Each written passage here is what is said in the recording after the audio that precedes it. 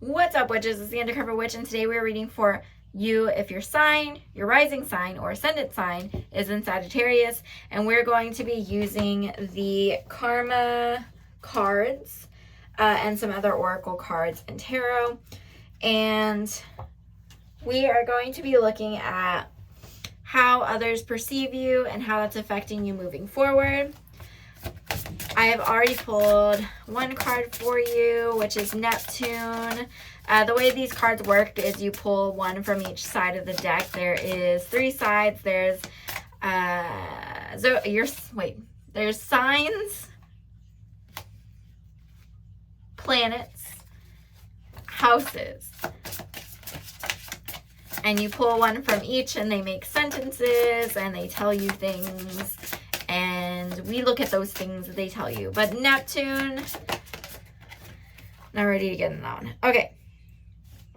In Sagittarius. Neptune in Sagittarius. So Sagittarius is out. Sagittarius is out. So this is definitely for you.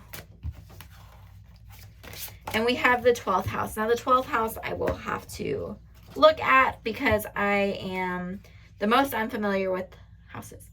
So the 12th house derives its meaning from that of the first house. While the first house represents the outer you and how you project yourself into the world, the 12th house is even more personal. It is the inner you and how you don't want to project yourself into the world. So let's read what we have. On one side, we have the idealization of insights to understand your faith, confusion regarding the wisdom of hidden talents, sacrifice resulting from the understanding of large institutions or overwhelming events. On the lighter side, on the other side, inspire others with your highest ideal, seeking oneness with all there is. Be prepared to sacrifice for the rules of philanthropy. Yielding is the only way to get it out to the world and keep your involvement hidden. Yielding is the only way to get it out into the world and keep your involvement hidden. That is a statement right there. Let's read that one more time. Yielding is the only way to get it out to the world and keep your involvement hidden. So we're getting something out to the world and we're keeping your involvement hidden, which is interesting.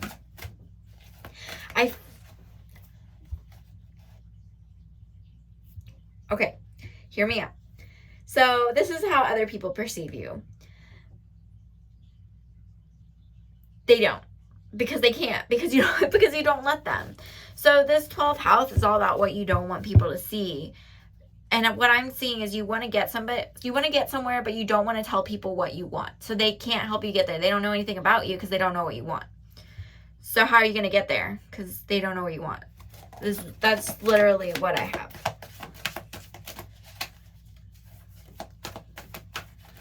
But you inspire others.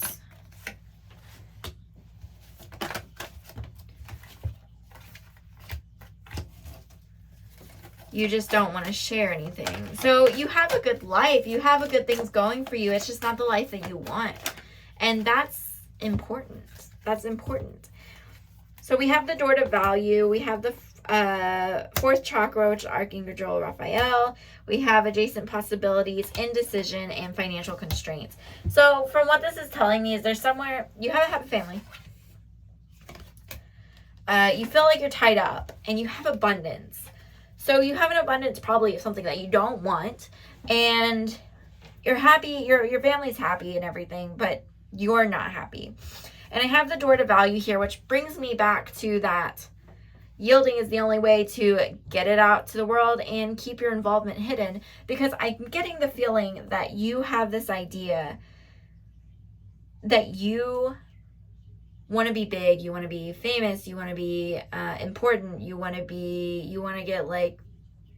move up, you want to do all these things. And maybe like at work, to move up, what you're doing is just doing all of the work, but you're never telling anybody that you want to move up, and so nobody's considering you. You don't stand up for yourself, you don't set boundaries, whatever it is. You're not telling people what you want or what you need, and so people can't do anything about it. The fourth chakra is, again, all about that self-value. It's almost like you hide yourself so well you don't even know who you are. Adjacent possibilities. There's plenty of different options for you to go down. So whatever it is that you're wanting, however it is you want to experience that abundance, there's multiple ways to do that. You don't have to take the abundance that other people want if that's not what you're wanting. But I think that you're having a decision. It's being caused by these financial restraints. You want plenty in a different area, and that might be money. And that's okay. You can say, I want a lot of money. That is what I want. But you have to be able to say it. If you can't say it,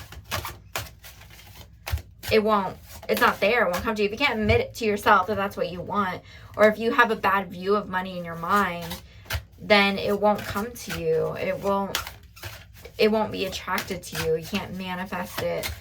It's just, and also whenever you have it, you're going to feel guilty about it, and you're going to get rid of it as soon as you get it. Either by, I've had family that donates and donates and donates, and they never have enough for themselves.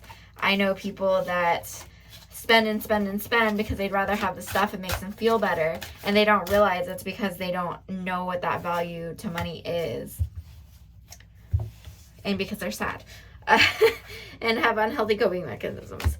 But I have the King of Hearts and the King of Diamonds, Queen of Diamonds, I apologize. This is the second time I've had, not a pair, but like a king and queen. And then we have the Eight of Swords. So more indecision. You're trying to decide, do you want to feel fulfilled? Like, because right now, even though you're the King of Cups, you feel like the King of Cups, and the King of Cups versus the Queen of Wands is that the King of Cups is a more manipulative energy. And even though their cup is full and they've mastered that cup, which is emotion and connection and all of those things, they feel like you might feel like you're gypping people. You might feel like you're lying to people. You might feel like you're manipulating people to get them to like you or to get them to trust you or believe in you. And you don't want to be that. You want to be the Queen of Pentacles. You want to be the stable one. You want to be the one who sits up tall and that people can go to, that is level-headed. Like you have this whole different idea of who you want to be. And you're kind of fighting with those two sides. You're just like, I don't know what to do with these. But both of them are a part of you. And it's not that you're doing anything wrong. I think you had to do what you've had to do to survive. And I think that this Queen of Pentacles coming out is saying, this is here for you. You can be this. This is the adjacent possibilities. So own who you are and who you want to be, and you'll be able to get to the place that you want to go. I hope that was helpful, Sagittarius. That is all I have for you today. But I won't be doing readings next week because there's 5 weeks in March, and I'm taking a week off. But I'll be back on the beginning of April. So I hope that you've enjoyed this reading. And if you need to look back at any of the readings for March, or if you feel called to do that, you can check out your signs. If you don't know your signs, like which, your sun, moon, rising, etc. I have links usually down below. I don't know if I'm going to have them down below this video, but you can check out my about section and it'll be there. And it'll take you to astro.com where you can get a free chart and look at all your stuff. So, later.